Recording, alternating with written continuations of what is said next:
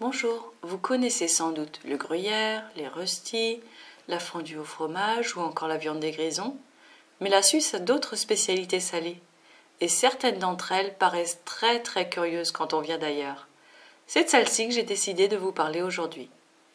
Voici donc mon top des aliments salés suisses les plus étonnants. Bien entendu, mon classement ne se base sur aucune méthodologie, c'est juste mon classement à moi, de ce qui m'a étonné en vivant ici. D'ailleurs, il y a peut-être même des spécialités dont je parle qui ne sont pas typiquement suisses. C'est parti! En 6e place, je vous présente un aliment en tube qui s'appelle le parfait.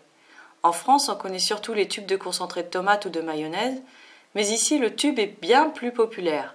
On a la moutarde en tube, la crème de marron en tube, le lait concentré en tube, le Cénovis en tube, là en bas à droite.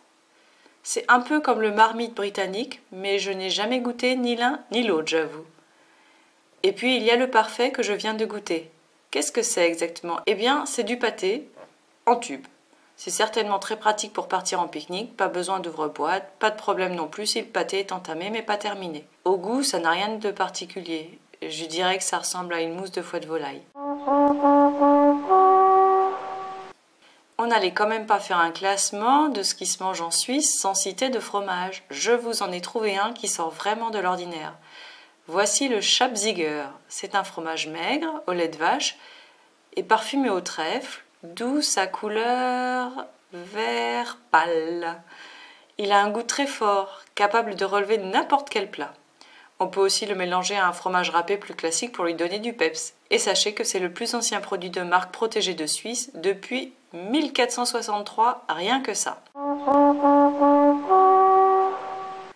Vous connaissez évidemment la fondue au fromage. En Suisse, la plus célèbre, c'est la moitié-moitié, c'est-à-dire moitié gruyère, moitié vacherin fribourgeois.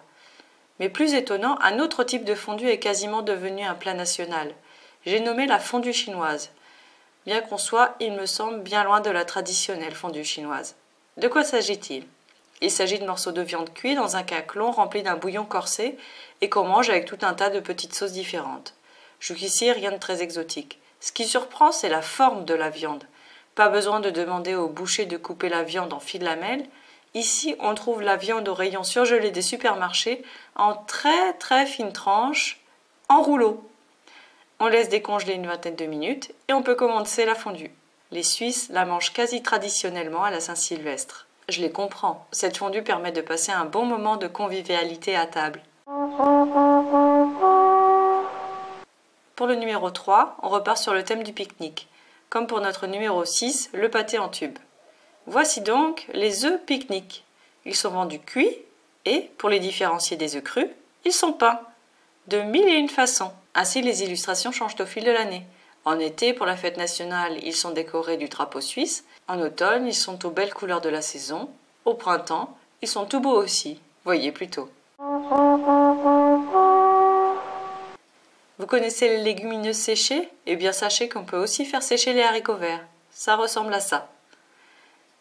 Une fois cuits et assaisonnés, ils peuvent accompagner un plat de viande ou servir de garniture dans une quiche. J'ai trouvé ça très bon. On sent le goût habituel des haricots verts, mais aussi un léger goût fumé, je dirais. Ceux qui suivent ma chaîne YouTube connaissent déjà le numéro 1, un plat rustique mais absolument délicieux. J'ai nommé la soupe au foin. Alors, pas de panique, on ne mange pas le foin. On le met seulement à infuser dans l'eau et donne un goût particulièrement savoureux à la soupe. Si vous voulez découvrir d'autres spécialités suisses, allez faire un tour sur le site de l'association Patrimoine culinaire suisse. Si vous connaissez d'autres spécialités ou si vous voulez nous faire part de votre propre classement, partagez-les avec nous dans les commentaires. À bientôt!